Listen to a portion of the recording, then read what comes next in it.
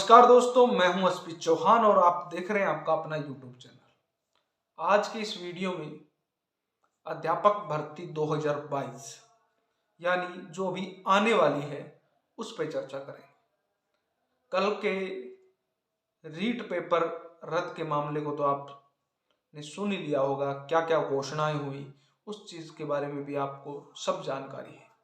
लेकिन बहुत से सवाल हैं अभी भी जिनके जवाब आप सब ढूंढने की कोशिश कर रहे हैं। उन्हीं सवालों के जवाब जितना संभव हो पाया मैं देने की कोशिश करूंगा।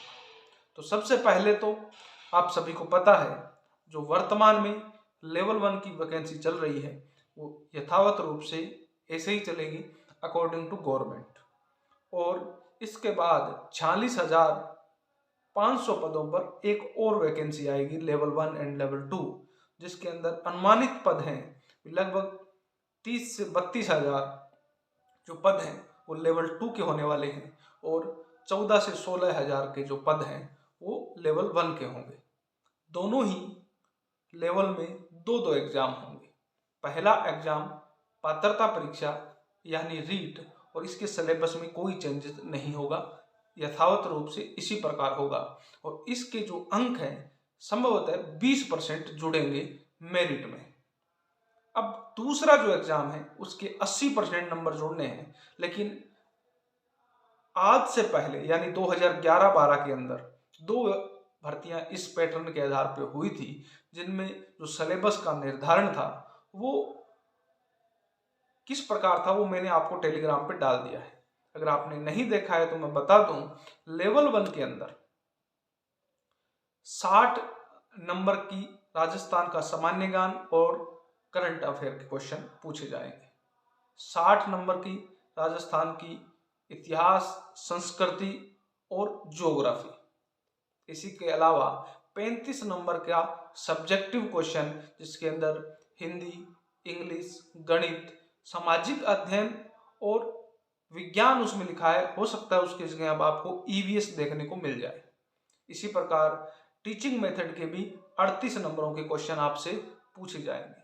इसी के साथ भी शिक्षा मनोविज्ञान के क्वेश्चन आपसे पूछे जाएंगे। ये तो वो मैटर है जो 2011-12 में हुआ करता था। तो हो सकता है लेवल 1 में आपको कोई चेंजेस देखने को नहीं मिले और इसी के अकॉर्डिंग थोड़ा बहुत चेंजेस करते हुए ये सिलेबस आ जाए। अब बहुत से साथियों के कमेंट मैंने जब पढ़ रहा था तो देखा गया, साहब विस्तार से सिलेबस डालिए। साहब यही सिलेबस था, विस्तार से इसमें कुछ नहीं था। जिस प्रकार अब ग्राम सेवक के अंदर आपने देखा होगा सिर्फ गणित लिखा हुआ है, गणित के साथ क्वेश्चन आएंगे, कहाँ से आएंगे कुछ नहीं पता। वो इसी टाइप का वो सिलेबस था। और उस टाइम डिस्ट्रिक्ट लेवल पर हुआ करते थे एग्जाम, तो सिलेबस का निर्धारण भी इसी प्रकार से हुआ करता था। तो आप समझ गए होंगे कि हर डिस्ट्रिक्ट में अलग अलग थ्योरी, अलग अलग टाइप और अलग अलग लेवल। लेकिन अब थोड़ा मामला अलग है। मेरिट राजस्थान लेवल पर बनेगी। एक साथी ने क्वेश्चन भी किया था कि आप वापस जिला लेवल पे एग्जाम होंगे। नहीं, एग्जाम राजस्थान लेवल पे ही होगा, लेकिन दो एग्जाम होंगे। तो लेवल 1 में तो आपको थोड़ा बहुत चेंजेस देखने को मिल सकता है, लेकिन लेवल 2 में चेंजेस बहुत बड़े लेवल पे होगा। अब बीच में मैं उन क्वेश्चनों को भी लेता जाऊंगा जो आपने पूछे।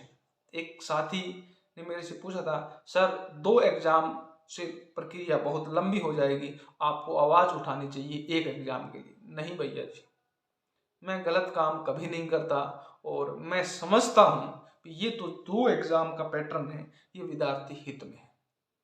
क्योंकि इस पर पहले भी जब ये वैकेंसी 2021 सरकार लाने जा रही थी तब भी इस पर चर्चा हुई थी, लेकिन राजस्थान के बेरोजगार नेता, राजस्थान के वो लोग जिनको कभी किसी एग्जाम में बैठना ही नहीं है, उन्हीं की वजह से ये एक एग्जाम पैटर्न वापस लागू हो गया। और आज पेपर लीक होना और सेंध लगाने का जो काम है वो एक पेपर की वजह से ही है। अगर 2 पेपर होते तो शायद ऐसा न होता। दूसरी बात मैं आपको बता दूं कि 2 एग्जाम होंगे तो सेंध लगाना नकल और पेपर लीक करना थोड़ा मुश्किल हो जाएगा, क्योंकि दोनों ही पेपर लीक हों ये जरूरी नहीं है। होने को तो बहुत कुछ हो सकता है, लेकिन संभावनाएं कम रहती है। नकल भी अगर होती है तो एक सेंटर में हो जाए तो दूसरे में हो, जरूरी नहीं है। तो संभावनाएं कम हो जाती है नकल होने की।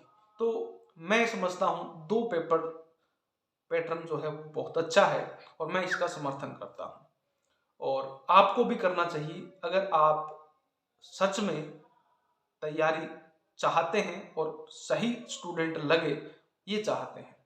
अब मैं बात करूंगा कि जो लेवल 2 का है उसमें बदलाव की जरूरत क्यों है। क्योंकि दोस्तों 2011 और 12 के टाइम में जब वैकेंसीज आई थी, या उस टाइम जो वैकेंसियां होती थी, तो उस टाइम राजस्थान के जो नियम थे वैकेंसीज के वो अलग थे। उस टाइम किसी भी सब्जेक्ट के लिए, किसी भी सब्जेक्ट टीचर के लिए कोई योग्यता का निर्धारण नहीं था। योग्यता का निर्धारण ये नहीं है भी बीएड ही नहीं चाहिए थी, बीएड वगैरह तो चाहिए थी, लेकिन आपके पास ग्रेजुएशन में वो सब्जेक्ट है या नहीं है ये नहीं था। जब ये नहीं था तो सिर्फ एक ही था भी आप किसी भी एक सब्जेक्ट के लिए फॉर्म भर सकते हैं। यानी सिर्फ एक एग्जाम हुआ था, एक पात्रता एग्जाम और दूसरा सब्जेक्ट, और उस सब्जेक्ट में सिर्फ आपको चुनना था कि आप किस से एग्जाम दे रहे हैं। अगर आप एसएसटी से दे रहे हैं तो एसएसटी के 60 क्वेश्चन आपसे पूछे गए थे, जिसके अंदर कल्चर, हिस्ट्री, ज्योग्राफी के क्वेश्चन जो अभी रीट में आपके आ रहे हैं इसी प्रकार। अगर आप हिंदी से दे रहे हैं तो हिंदी के क्वेश्चन थे 60। अगर आप इंग्लिश से दे रहे हैं तो इंग्लिश के थे। और उस टाइम इंग्लिश और इन लैंग्वेज का इतना प्रचलन नहीं था, कारण एक तो ये थोड़ी कठिन है और दूसरा हर स्कूल में इंग्लिश का टीचर कंपलसरी नहीं था। इस वीडियो को पूरा देखिए, क्योंकि इतना विश्लेषण आपको किसी भी वीडियो में नहीं मिलेगा। बहुत से टीचर्स के साथ चर्चा करने के बाद मैं इस वीडियो को बना रहा हूं। अब जब ये चीजें नहीं थी तो फिर आपको सिर्फ डिसाइड करना था कि आपको कौन से सब्जेक्ट के लिए, क्योंकि हर जिले वाइज सीटें अलग अलग थी इस सब्जेक्ट की, और उसी के अकॉर्डिंग आपको एग्जाम देना था। सेकंड पेपर, फर्स्ट पेपर उस टाइम आर्ट एड था, वो पासिंग था और वो एक संस्था के द्वारा करवा लिया गया था, और उसके बाद में सब्जेक्टिव जो पेपर है वो जिला परिषदों के द्वारा अलग अलग कराए गए थे, इसलिए इतना कोई बवाल नहीं था। अब बवाल क्यों है? क्योंकि 2015 की जो वैकेंसीज हुई उसके बाद टीचर भर्ती के जो नियम है उसमें खासा बदलाव हुआ।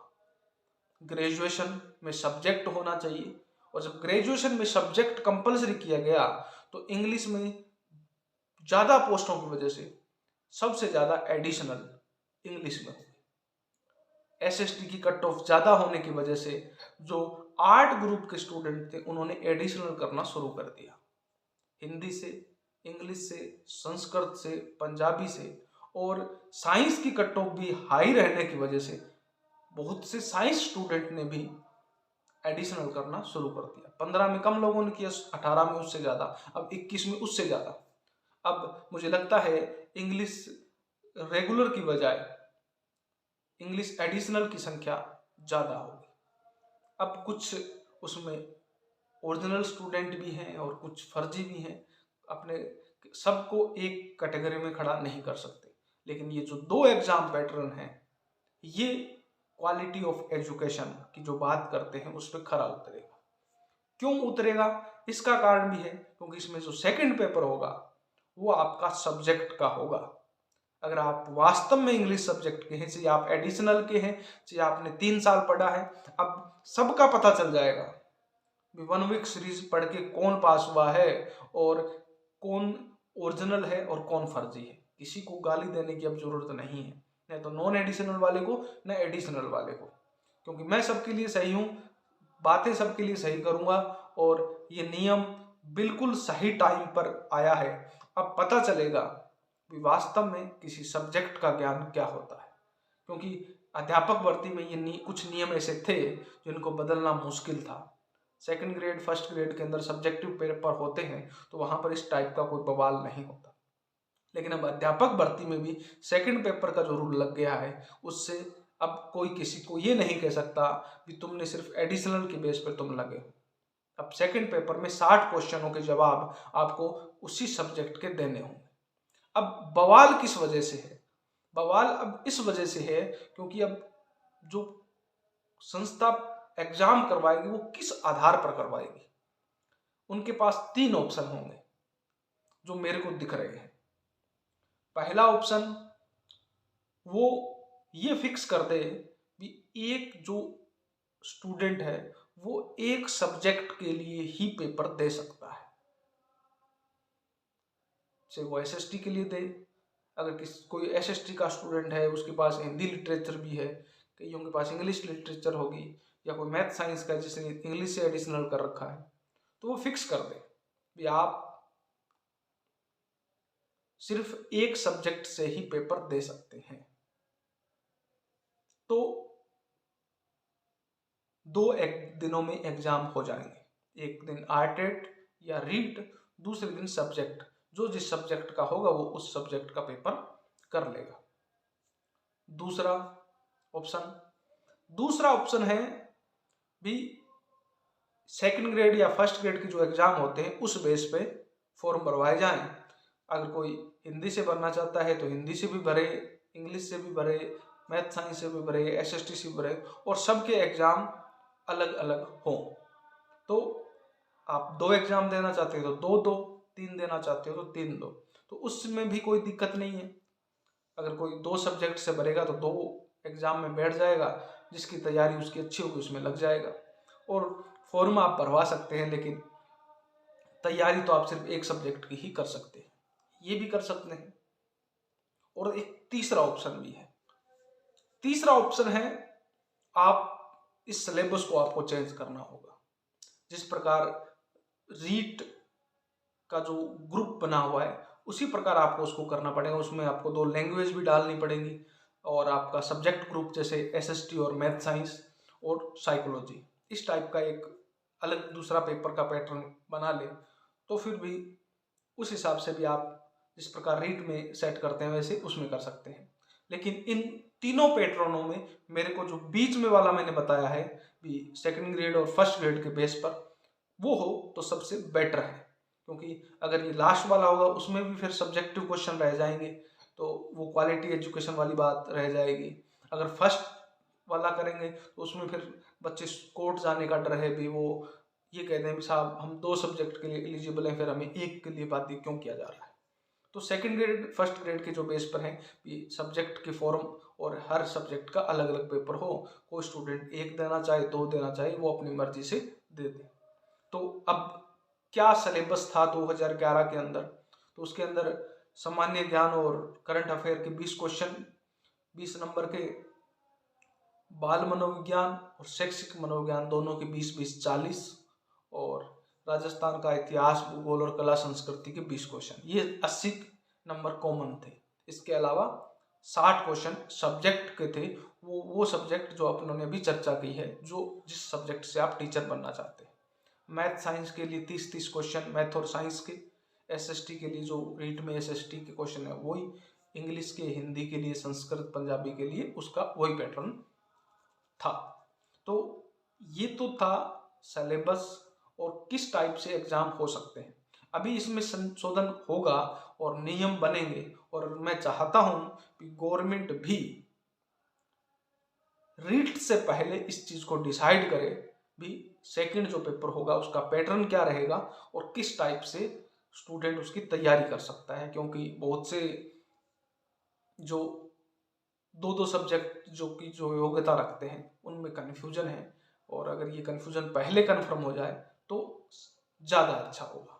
तो दोस्तों, ये वो वीडियो था जिसका आप इंतज़ार कर रहे थे, और आपके सवालों के जवाब शायद आपको मिले होंगे। अगर फिर भी कोई क्वेश्चन आपका रह गया है तो आप इस वीडियो के कमेंट बॉक्स में कमेंट कर सकते हैं। और बहुत से साथियों के ये भी क्वेश्चन है भी ये एग्ज़ाम कब तक कंप्लीट हो सकता है। तो दोस्तों, मार्च तक जो पात्रता परीक्षा है उसकी विज्ञप्ति आ सकती है, फॉर्म भरवाए जा सकते हैं। जो फॉर्म भरे गए हैं उनके अलावा भी लिंक ओपन किया जा सकता है। कोई जो अन्य अभ्यर्थी जो अपीयरिंग थे या और हैं वो फॉर्म भर सकते हैं, और जो पहले जो फॉर्म भरे हुए हैं उनको दोबारा भरने की ज़रूरत शायद नहीं पड़ेगी। और कुछ अपडेट करना हुआ तो हो सकता है करवाना गवर्नमेंट चाहे। और इसका जो एग्ज़ाम होगा वो जुलाई अगस्त सितंबर तक, और इसकी जो वैलिडिटी है वो लाइफ टाइम रहने वाली है अब की बार। और उसके बाद जो सेकंड पेपर है उसकी विज्ञप्ति दिवाली के आसपास आएगी, और एग्ज़ाम दिसंबर या जनवरी तक, और उसके बाद उसकी रिजल्ट आएगा, फिर कट ऑफ निर्धारित होगी, और लगभग मेरे को लगता है भी नेक्स्ट जुलाई आ सकती है ज्वाइनिंग तक।